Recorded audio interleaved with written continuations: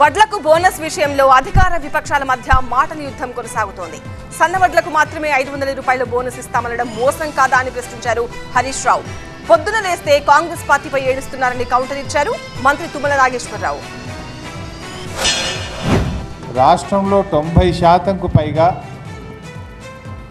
దొడ్డు వడ్లు పండిస్తారని తెలిసి బోనస్ భారాన్ని తప్పించుకునేందుకు కాంగ్రెస్ పార్టీ ఈరోజు కేవలం సన్నవడ్లకు మాత్రమే బోనస్ చెల్లిస్తామని చెప్తా ఉన్నారు. ఎన్నికల్లో హామీ ఇచ్చి రైతులకు ఇవాళ తీవ్రమైనటువంటి అన్యాయం కాంగ్రెస్ పార్టీ ఈ ప్రభుత్వం చేస్తూ ఉంది.